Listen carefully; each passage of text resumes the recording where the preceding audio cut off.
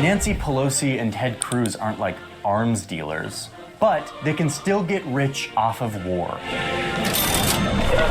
Everything is gone. God! Because if you're a member of Congress, you can buy stocks in defense companies like Lockheed Martin, and a lot of them do.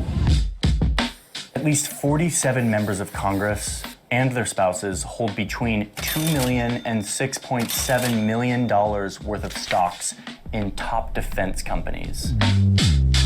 Oh, and it's not partisan. Of the 36 House members who hold stock in military contracts, 20 are Republican and 16 are Democrats. It's almost split in half. I mean, let's get into the details here. Like, which of the congressmen have the most money invested in defense companies? Good question. The winner for this year of Who's Getting Rich Off War is Kevin Hern, a Republican from Oklahoma, who owns over $1 million in stock from defense contractors.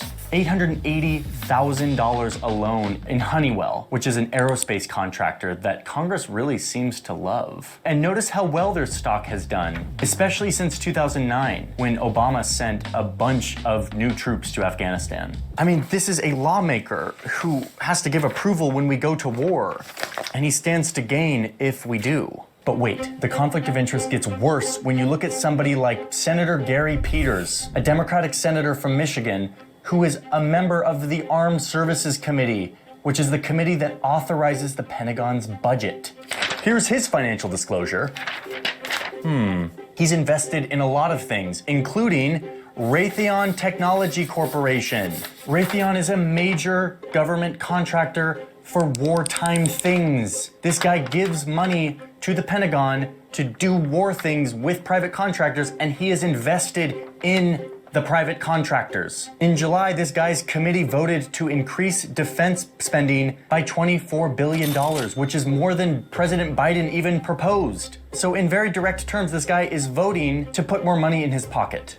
That is how our system works. Here's another financial disclosure of a senator who's on a committee that deals with cybersecurity and protection. She holds stock in 6 defense companies, with most of her money being invested in an IT contractor. Do you get it? IT contractor that she is invested in. Cybersecurity committee that she uses to vote to give money to the thing she's invested in. It's just like, come on. Oh. Okay, so that's our list.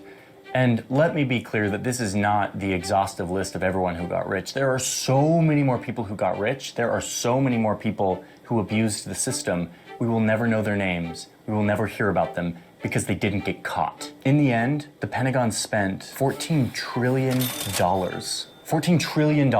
Between 30 and 50% of that went to private companies, military contractors. Companies that give huge payout, huge compensation to the top leaders. That's like $5 trillion worth of taxpayer money going to fatten the pockets of these corporations. And for what? What did we get?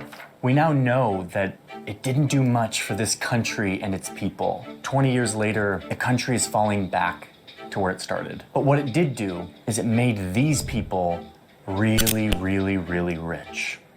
Good for them. Okay, I'm gonna go try to not be depressed about how our democracy works. See ya.